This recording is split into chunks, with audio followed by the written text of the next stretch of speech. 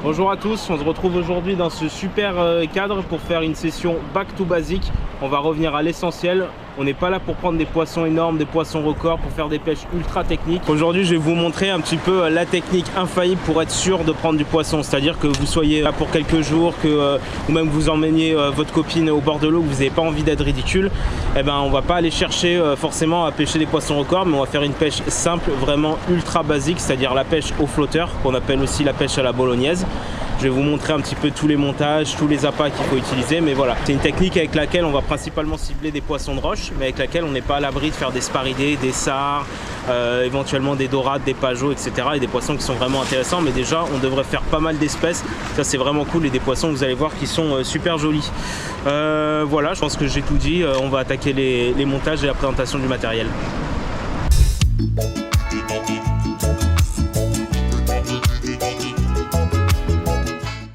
Ok, alors avant d'aller vraiment dans les détails sur les montages, on va parler un petit peu du matériel. Évidemment, c'est encore une fois mon partenaire Cabesto qui me fournit tout ça, donc je les remercie. Et si ça peut vous donner envie de vous équiper chez Cabesto avec le même matériel, j'ai essayé de faire des combos qui sont plutôt intéressants en termes de rapport qualité-prix et qui ont du sens en termes de technique. Sur les cannes, on va utiliser une canne très basique, elle est en fibre de verre. C'est SRT qui nous propose ça. C'est la Memory Téléflotte, une canne de 3 mètres, puissance 10-30 grammes. Donc c'est-à-dire qu'on peut lancer des montages qui vont aller de 10 à 30 grammes. Avec ça, vous êtes vraiment ultra polyvalent, vous allez être tranquille. C'est une canne qui est vraiment pas chère. Et là-dessus, j'ai équipé ça d'un moulinet aussi de chez SRT. Le Spencer EFI en taille 2000, donc qui est un moulinet vraiment pas cher et qui pourtant, alors c'est pas le moulinet qu'embarque les technologies les plus folles, mais bon, il fait vraiment le taf. J'ai été étonné. J'ai monté un nylon en 23 centièmes dessus.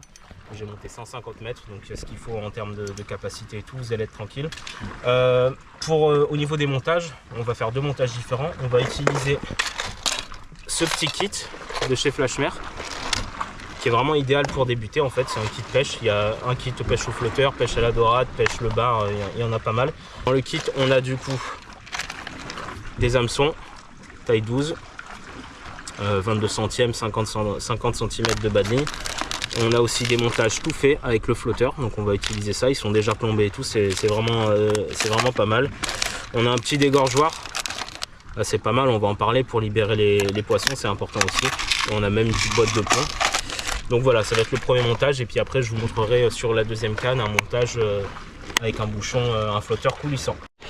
Alors là, vu qu'on va chercher surtout des poissons de roche, je vais utiliser le plus petit montage avec l'hameçon numéro 12, même si les autres fonctionnent très bien. De toute façon, là on va voir, on est un peu en phase de test, on va voir ce qui marche le mieux. Alors, vous sortez votre montage, vous avez votre flotteur ici, il faut enlever la petite pince là, tac, là vous déroulez tranquillement.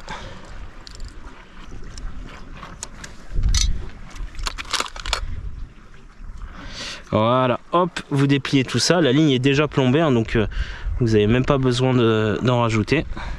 Alors évidemment, moi je vais la raccourcir parce que c'est des lignes qui sont faites pour des cannes à coups. Là, sur une canne avec un moulinet, c'est beaucoup trop long.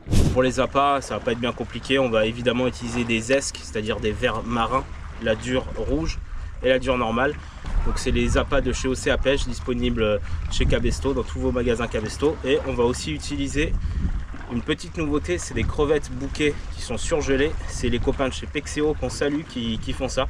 Alors Pexeo, c'est une super marque d'appâts surgelés. Il y a des calamars, des vers, des crabes, il y a absolument tout, et des crevettes. Et là, ils nous proposent la crevette bouquet, donc c'est-à-dire ce qu'on appelle dans le sud le calambo, qui est une toute petite crevette qui a un appât redoutable quand on pêche du bord. Et on va tester, on va voir un petit peu ce qui marche le mieux.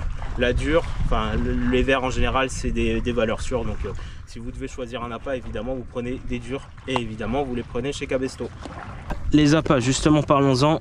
La dure rouge ici, vous voyez, un ver marin. Alors c'est pas l'appât le plus sexy du monde, mais ça marche très bien. Donc on en prend un.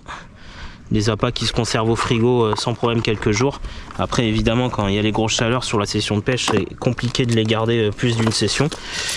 Et en fait, vous pouvez soit vous piquer, vous coupez un petit morceau de la dure et vous le mettez sur l'appât, ça marche très bien.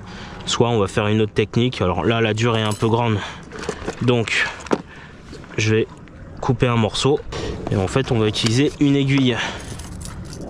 Voilà, donc c'est des aiguilles qui sont percées des deux côtés.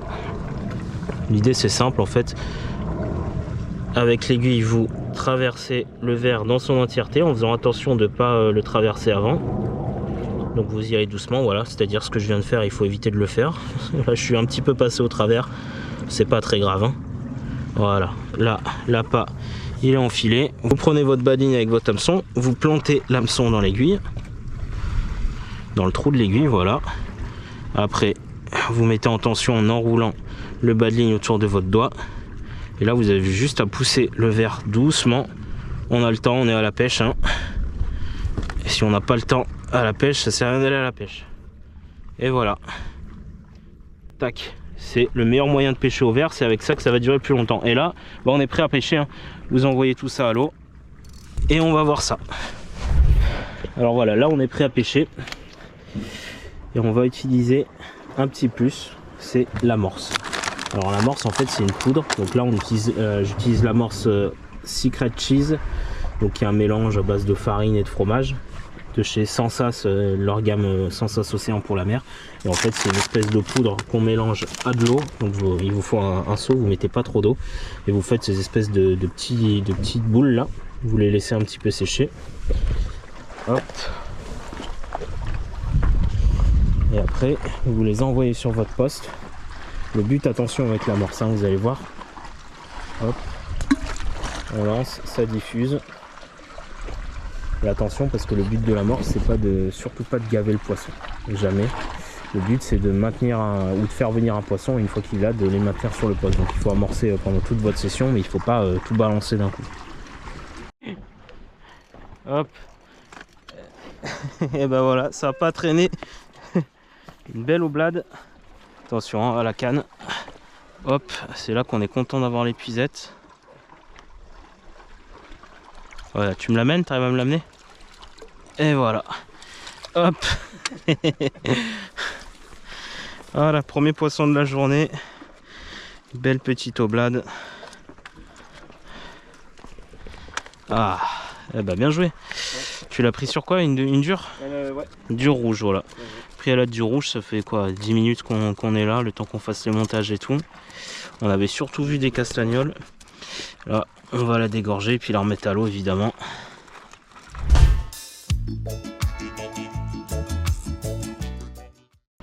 Pour le montage au flotteur coulissant, donc là on a vu tout à l'heure le montage avec une ligne qui est déjà plombée, avec un plomb, etc. Une ligne qui est déjà montée. Là on va utiliser le montage que je préfère, qui est le montage avec des bouchons coulissants. Le gros avantage c'est qu'on peut gérer le fond très facilement avec tout simplement le stop float. Le stop float c'est un espèce de tube en plastique qui va en fait se mettre sur la ligne et qui va servir à stopper notre bouchon. Et du coup on a juste à faire coulisser le stop float sur notre ligne pour gérer notre hauteur. C'est beaucoup plus simple. Donc on commence avec le stop float, on passe sa ligne dans la boucle, une boucle du stop float, voilà. Et après on a juste à tirer sur le stop float. Et voilà, il est sur notre ligne, on a le stop float ici. Là on le fait remonter un petit peu et ce qui est bien c'est que ça passe dans les anneaux, ça passe dans le moulinet, il n'y a pas de problème. Après on va prendre un bouchon, là je vais commencer avec un 5 grammes. Et en fait, vous voyez, le fil dans un bouchon coulissant, vous le faites passer à travers la tige. Hop. Voilà, donc une fois qu'on a mis le bouchon, on va mettre le plomb. Là j'ai un bouchon de 5 grammes, je vais mettre une toute petite olivette. Essayez toujours de mettre un petit peu plus léger que le bouchon. Si vous avez un bouchon de 10 grammes, mettez 9 grammes par exemple, parce qu'il y a le poids de l'appât qu'il faut prendre en compte. Une fois qu'on a mis le plomb, on met une perle. Voilà, pour que le plomb quand on va lancer n'aille pas abîmer l'émerion. Et là vous pouvez mettre votre émerion avec le classique nœud agrafe que tout le monde connaît. Si vous ne connaissez pas, vous allez sur YouTube, je vais essayer de vous le montrer à l'image, mais bon, je ne sais pas si ça se verra vraiment. Hop. Donc, vous faites passer votre fil dans l'anneau de l'émerion. Vous enroulez 5 fois. Voilà. Vous passez la pointe dans la boucle au-dessus de votre doigt et vous repassez dans la boucle que vous venez de créer juste au-dessus. Vous humectez le fil. et vous tirez. Et voilà. Tac, vous coupez, après il vous reste plus qu'à mettre votre bas de ligne avec votre hameçon et votre appât. Allez, là je me suis déplacé de quelques mètres pour aller sur un spot un peu plus ouvert sur la mer, avec un poil moins de fond, avec pas mal de rochers comme ça là. En général pour les poissons de roche, bah, c'est évidemment les meilleurs endroits. On va voir hein, si on arrive à faire des poissons de roche, des roucaous, peut-être même des girelles, ce serait magnifique. Je vais peut-être me mettre un peu plus de fond, par contre il y a plus de courant, donc la dérive elle est plus compliquée. Hop, je vais remonter mon stop flotte d'1 mètre.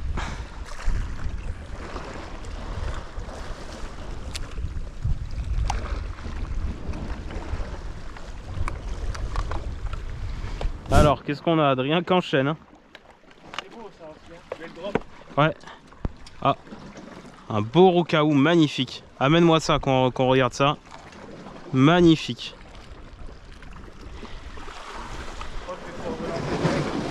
Hop. Ah, ça fait plaisir. Voilà. Regardez-moi ce poisson typique méditerranéen. Regardez-moi le doré et tout. C'est un lingot d'or ce poisson. Il est incroyable. Voilà, ça c'est un poisson de chez nous. Le roucaou, c'est magnifique. Et vous voyez en plus, vous avez vu un petit peu le combat sur des cannes un peu légères comme ça et tout, bah il y a de quoi s'amuser. On le met dans la bourriche pour pas le libérer tout de suite, mais évidemment il va repartir à l'eau. Bon bah, j'ai même pas le temps de respirer, j'étais en train de mettre le roucaou dans la bourriche. Regardez ce qu'on vient de prendre. Voilà, on est venu pour ça. Regardez-moi, non mais regardez-moi ce poisson. C'est un vrai poisson d'aquarium. La girelle royale. Non mais regardez-moi ce poisson. Magnifique, vous avez vu un peu ses couleurs. Ah c'est incroyable, la girelle royale c'est vraiment un des plus beaux poissons de Méditerranée. Allez.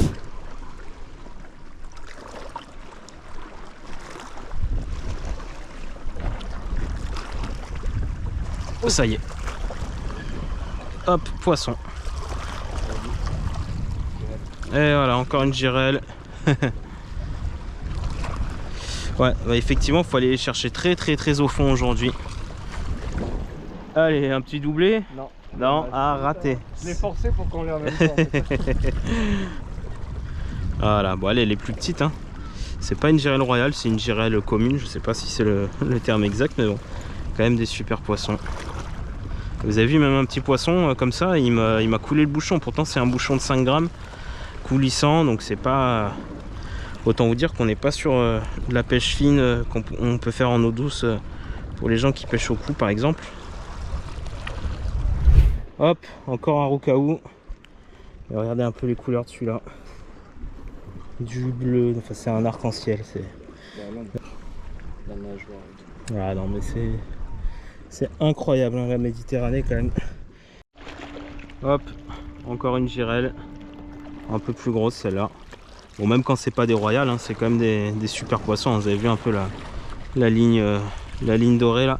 Ça, c'est des couleurs qu'on retrouve vraiment beaucoup sur les poissons de roche en Méditerranée. Le doré, il y a beaucoup de poissons qui ont des robes comme ça. Et voilà, le beau doublé. Et ça a l'air convenable hein, comme poisson. Qu'est-ce qui nous sort là? Qu'est-ce que c'est? Oh, un saran écriture. Eh ben, on l'avait pas encore fait celui-là. On va vous faire tous les poissons de roche, hein, les amis. Hein. Le beau petit doublé avec le beau saran écriture, il est pas très gros. Mais bon, ça fait toujours plaisir. Hein. Les couleurs incroyables, magnifique. On appelle ça saran écriture à cause de la tache sur le ventre qui ressemble à une tache d'encre comparé au saran chèvre. Ça, c'est pas un bon poisson de roche quand même, les amis. Allez. Poisson. Encore une belle girelle.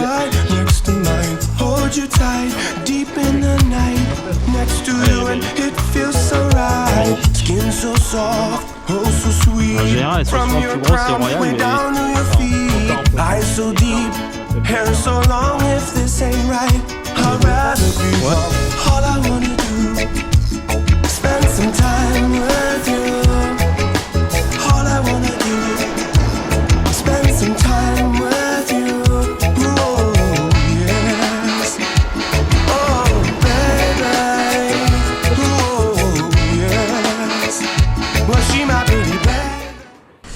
Voilà, la session se termine. On aura fait pas mal de poissons, on aura bougé sur quelques petits spots à chaque fois dans la zone pour essayer de s'adapter un petit peu.